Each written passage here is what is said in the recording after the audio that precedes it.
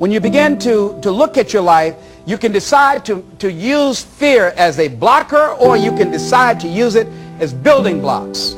That you decide, hey, look here, I'm going to move in this direction. I'm not going to allow anything to stop me from doing what I want to do. See, when you begin to understand and acknowledge your fear, and you go forth anyhow, you go forth in a spirit and a knowing that there's a way that you can begin to handle this. There's a way out here somewhere. There's a solution. What it is that you're seeking.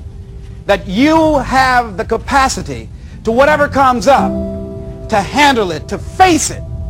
And rather than feeling powerless, you begin to feel powerful.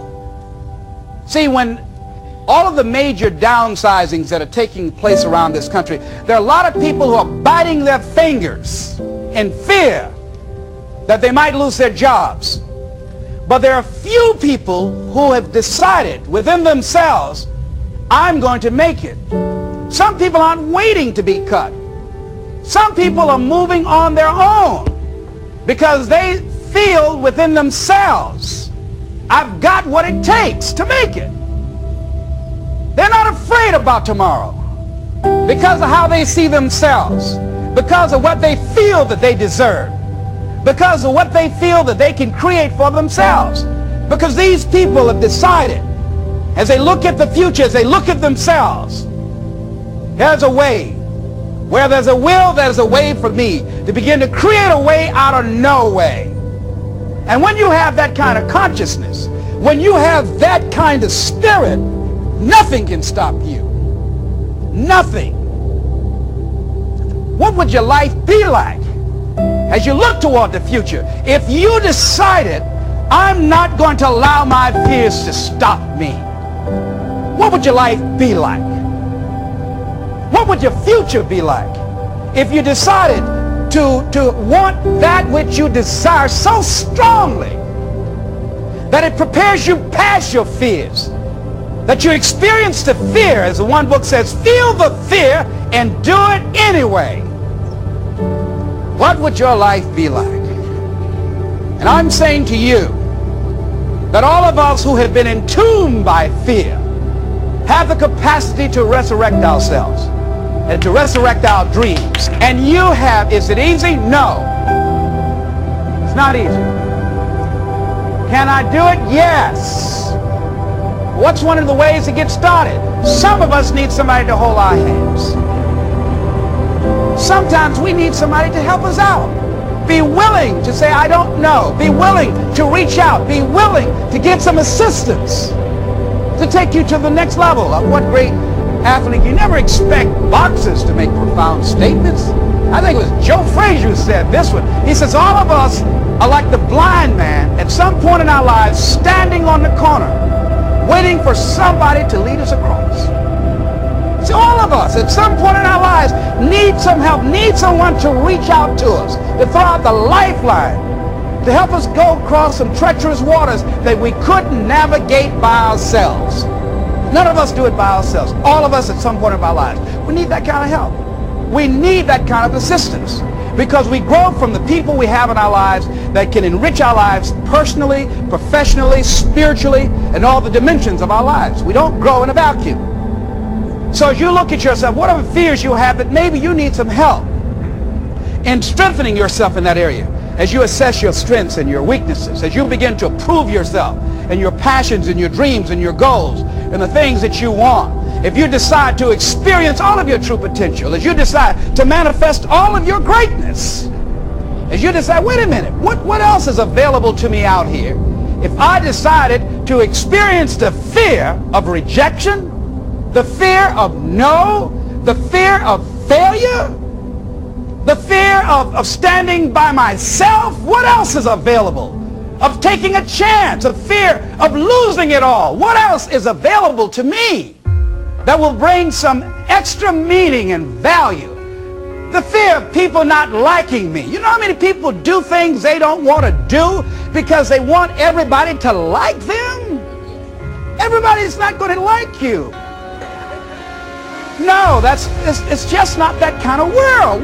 But you know, there are a lot of people who won't take positions on issues, who won't take a stand for things they believe in, who won't speak up for themselves because they don't want to make anybody mad.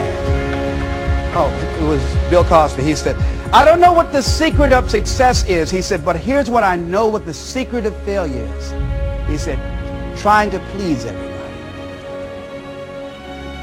You can't please everybody. But there are people who have the fear of rocking the boat. So they'll just go alone in life. Just go alone. Not trying to disturb anything. Not trying to shake anything up. Not trying to make any waves. You see, there are some people who come through the universe and their level of contribution and the level of energy they manifest is so small, so inconspicuous that when they go, you won't even know they left. But there's some people, because of their personality, because of their contribution, because of the investment of their time and their energy and the impact they have there, that when they go, everybody will miss them.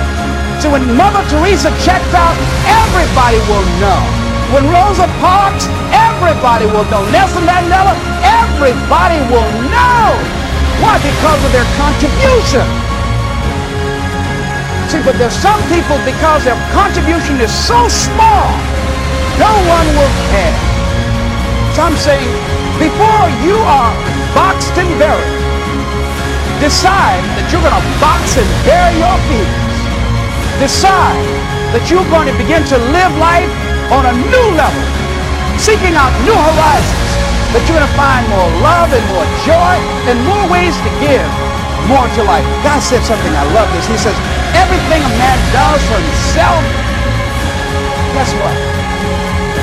He takes with him. Everything he does for others, he leaves behind. So when you begin to say, what is it that I want to leave? What contribution that I want to begin to make? What difference do I want to make in life?